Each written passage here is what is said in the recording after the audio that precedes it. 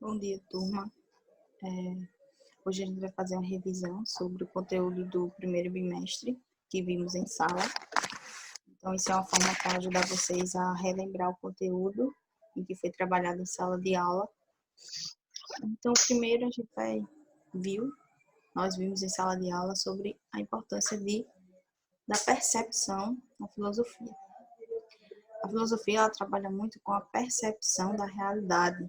Então, diversos filósofos usaram dessa percepção à realidade para tentar criar suas teorias, as suas filosofias, as suas teses, enfim. Eles por meio da sua percepção na realidade em que eles viviam, eles conseguiam desenvolver as suas teorias sobre determinado assunto, sobre determinada coisa. Aristóteles, como vimos, foi um desses filósofos que utilizou desse método de observar a realidade à sua volta para tentar criar conhecimento, para tentar criar suas teses sobre determinado assunto. Como estamos vendo aqui, ele observou a natureza à sua volta, onde ele conseguiu desenvolver diversos estudos sobre os mais variados assuntos ao seu alcance, entre eles os astros, os 4 elementos, os seres vivos e suas características. Esses foram alguns dos assuntos em que o filósofo Aristóteles ele se debruçou para tentar explicar a realidade dessas coisas. Aristóteles ele foi, na verdade, importantíssimo para a filosofia, porque ele, como a gente está vendo aqui, ele conseguiu desenvolver diversos estudos a respeito das mais variadas coisas, dos mais variados assuntos. Então, ele conseguiu criar um método de classificação para tentar dividir os seres, todos os seres. Então, ele vai criar esse método, como vimos em sala, que ele vai utilizando o critério de inanimados e seres animados, ou seja, seres que não possuíam alma, segundo ele, e seres que possuíam alma. Para tentar dividir, separar esses seres, ele vai criar as capacidades da alma. Essas capacidades são as nutritivas, as perceptivas, racional e discursiva. Então, segundo Aristóteles, cada ser que possuísse pelo menos uma dessas capacidades da alma, eles se enquadrariam nessa classificação de seres animados, ou seja, seres que possuíam almas. Então, os seres inanimados, segundo Aristóteles, eram apenas os minerais e todas as coisas que foram criadas pelos homens. Então, para Aristóteles, ele vai dividir os seres dentro dessas capacidades. Como ele coloca aqui, como a gente pode ver. As plantas, que segundo ele possuíam pelo menos uma capacidade, que seria nutritiva. Os animais, que possuíam 2 capacidades, a nutritiva e a perceptiva. E os seres humanos, que segundo eles eram os únicos seres que possuíam essas 3 capacidades. A nutritiva, perceptiva e racional. Então, Aristóteles ele criou esse método para tentar separar e dividir todos os seres. Aristóteles também vai criar um método de classificação que, inclusive, vai dar origem, que os cientistas vão usar para separar, como a gente vê, em reino animal, reino vegetal, reino mineral. Vai ser o mesmo método, que eles se basearam justamente nesse método de Aristóteles. Então, Aristóteles criou esse método de classificação de acordo com as semelhanças e as diferenças para separar os diferentes elementos em que ele observou. O filósofo utilizou os conjuntos e os subconjuntos. Ou seja, Como vimos antes, primeiro ele separou esses seres em animados e inanimados. Após ele separar esses seres, ele criou essa classificação para tentar colocar cada ser em seu conjunto, cada espécie em seu conjunto, digamos assim, ou no subconjunto, né? Então, a gente viu alguns exemplos em sala sobre esses conjuntos e subconjuntos, ou seja, um aparelho eletrônico, então, seria o conjunto, e os subconjuntos seriam as marcas que entrariam nesse subconjunto. Esse foi um outro método de Aristóteles, importantíssimo, que inclusive, como eu já disse, foi usado pelos cientistas, enfim, para separar em reinos. Outro tópico, o conteúdo que nós vimos em sala foi sobre a realidade e a aparência. Então, através da nossa percepção, podemos desenvolver diversas interpretações das coisas, dos seres, de situações, mas será que nossa percepção é suficiente para criarmos de fato uma realidade? A aparência, nesse caso, consiste em um elemento que pode ou não nos ajudar a conhecer a realidade. Então, há diversos questionamentos em torno da importância da aparência. Porque, segundo alguns filósofos, principalmente os clássicos, eles vão colocar que é preciso ocultar a aparência, ou seja, eles defendiam a ocultação da aparência. Porque, segundo eles, a aparência ela poderia levar ao engano, ou seja, ela não era suficiente para que alguém conseguisse chegar por meio da aparência à realidade daquela coisa, e sim a um engano. Ela poderia levar você a algo diferente, a um outro caminho. Então, por isso eles defendiam a ocultação da aparência. Já os filósofos pós-clássicos, que vieram depois, eles já defendiam que era importante que houvesse essa manifestação da aparência, porque ela ajudaria a que a realidade daquela coisa fosse descoberta, fosse entendida, que nós conseguíssemos chegar à realidade de cada coisa por meio da aparência, porque a aparência ela ia conseguir, como é que eu posso dizer, ela conseguiria trazer identificações para que nós conseguíssemos entender a realidade daquilo.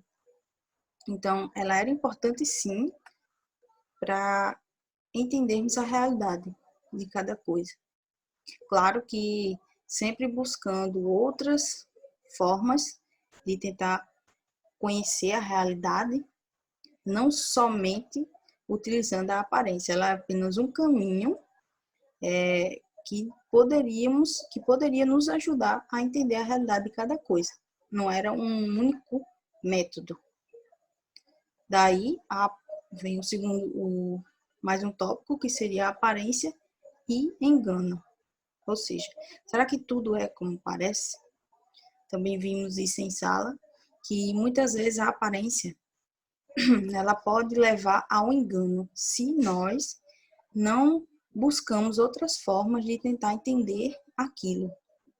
Então, a gente não pode se contentar apenas com que a determinada coisa transparece, consegue deixar que nós percebemos dela. É apenas uma aparência, ou seja, algo aparente. A gente precisa utilizar isso apenas como algo a nos ajudar a entender a realidade, buscando sempre outros pontos, outras formas, e não somente o que nós vimos a princípio, a primeiro momento. Então, ela pode sim nos levar ao engano se nós não buscarmos outras formas de tentar entender aquilo, determinada coisa, determinada situação, determinada realidade. A exemplo das aparências, vimos o mito da caverna de Platão.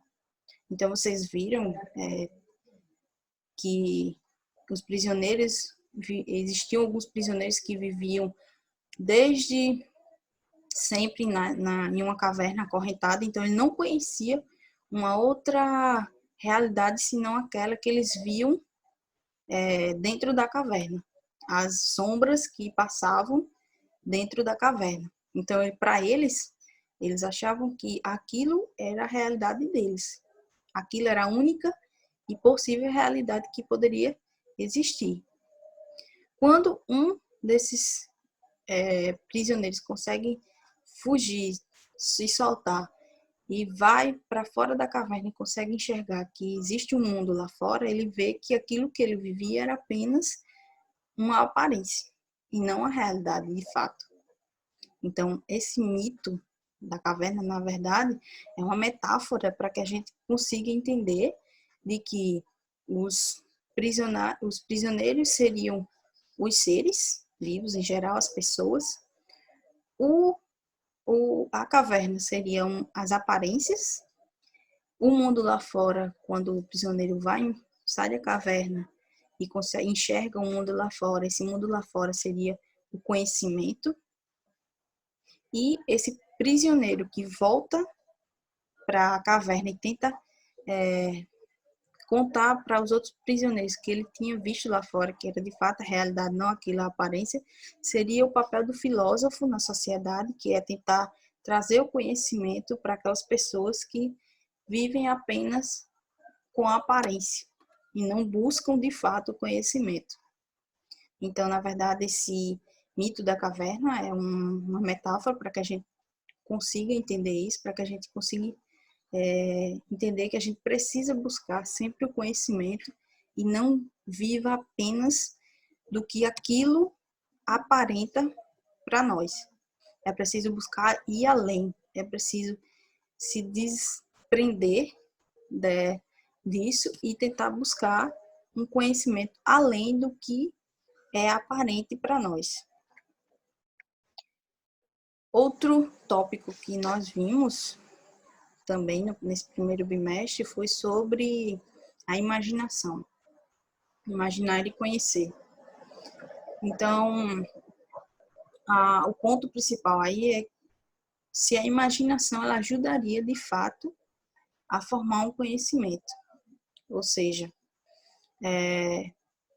se ela conseguiria fazer com que nós, através da imaginação, a gente consiga formar um conhecimento sobre determinada coisa. A imaginação para Aristóteles, o mesmo filósofo que a gente viu antes, aí já é um outro assunto que ele vai abordar, é sobre a imaginação. Ele vai colocar aqui a capacidade que temos de formar imagens ou representações de algo. Então, para Aristóteles, a imaginação é isso. E também é o fruto de tudo aquilo que percebemos na realidade e da nossa capacidade de criar imagens. Sendo assim, segundo ele, se essa imaginação é o fruto do que percebemos na realidade e da nossa capacidade de criar imagens, eu coloquei um exemplo para vocês que a gente viu em sala, foi a imagem do cavalo, uma foto, na verdade. No lado esquerdo que vocês estão vendo é uma imagem de um cavalo, uma representação, na verdade, de um cavalo que parece mais fiel possível ao cavalo normal. Então, a gente vê que aqui ele está uma representação bem fiel. Já na outra imagem, no lado direito, a gente vê que consegue entender que é um cavalo. É uma representação também de um cavalo, só que aí existem alguns elementos, algumas mudanças em que o pintor fez, mas que mesmo assim a gente consegue chegar a essa conclusão porque nós temos uma memória da realidade, então a gente sabe como é um cavalo, a gente sabe a realidade, então, apesar dessas mudanças, por meio da memória, a gente consegue entender que isso é um cavalo. Então, a imaginação ela é fruto também disso aí, de imagens e representações que a gente tem da realidade. E também a capacidade que temos de formar imagens ou representações, não necessariamente de algo que existe, de uma realidade, mas que nós podemos criar, por exemplo. Então, para Aristóteles, ele vai colocar que se nós, seres racionais, seres humanos racionais, temos um desejo, a gente consegue criar, perceber, criar essas realidades, mesmo, como o exemplo do cavalo, com algumas mudanças e não sendo de fato uma cópia fiel à realidade que nós conhecemos. Aristóteles coloca também que a imaginação ela não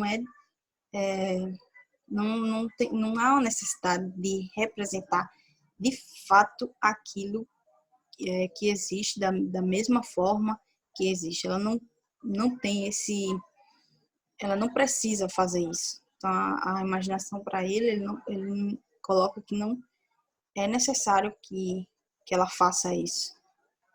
Alguns exemplos que nós vimos também foi de espaços das artes que utilizam a imagem, a imaginação, na verdade, para tentar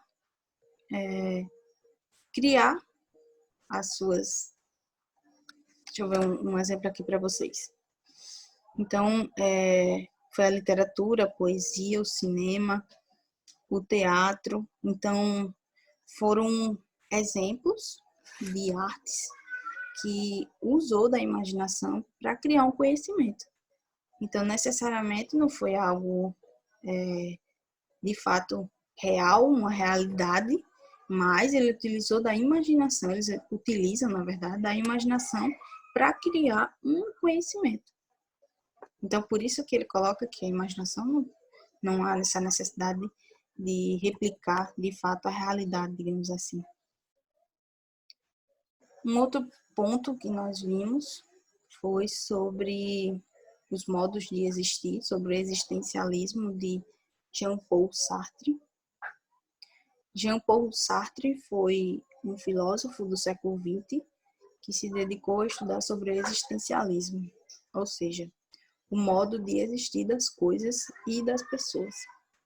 Segundo esse filósofo, ele coloca que coisas, pessoas, seres, enfim, em geral, cada coisa, cada ser, ele possui uma forma de existir diferente. Ninguém e nenhuma coisa e nenhum ser existe da mesma forma. Segundo ele, há diferença entre os modos de existir das coisas e das pessoas, porque as coisas, ou seja, os objetos, elas são pensadas por nós, seres humanos, para depois existirem. Então, elas são pensadas antes e depois elas existem, de fato. Já as pessoas não, elas existem primeiro e depois elas pensam. Então, elas existem, elas nascem, e depois elas vão, à medida do decorrer da sua vida, elas vão criando diversas formas de existências para ela, com interferência da sociedade, da vida, do espaço em que ela está, das pessoas com quem ela convive. Então, todas essas experiências vão levar a que essas pessoas, ao longo da sua vida, criem diversas formas de existir. Ela não nasce, cresce e morre de uma mesma forma. Ela não existe da mesma forma desde que nasce até morrer. À medida do que vai passando a vida, ela vai se reinventando, ela vai modificando as formas de existir dela. Então, por isso que existe uma frase bem famosa dele, que é: a existência precede a essência. A essência, como eu coloquei para vocês, é tudo aquilo que faz parte do ser humano. Ou seja, é aquilo que é intrínseco a ele, é aquilo que não, não se pode tirar dele, é a identidade dele. Então, a essência é tudo aquilo que compõe o ser humano e que sem aquilo não seria mais ele. É a identidade dele. Então, para ele, a existência precede a essência, porque essa essência ela é construída à medida que for passando a vida através, influenciada principalmente pelas experiências. Então, essa essência ela não nasce pronta, segundo ele. Ela vai se construindo ao longo da vida. E também tem outra frase dele, que é: o homem está no mundo, ou seja, ele existe. E depois ele se define, que é mais ou menos esse mesmo significado. Então, o homem, ao vir ao mundo, ao estar no mundo, primeiro ele existe e depois, com o decorrer de suas experiências, ele se define. Então, esse foi um resumo rápido para vocês tentarem relembrar as aulas que vocês tiveram sobre esse primeiro bimestre. Então, caso vocês tenham alguma dúvida, eu vou estar no chat e vocês é só colocar lá. Lembrando que vai haver uma atividade e vocês na plataforma e vocês se atentem a ela para responder. Qualquer dúvida, como eu já falei, é só me chamar no chat. Então, até mais e fiquem todos bem.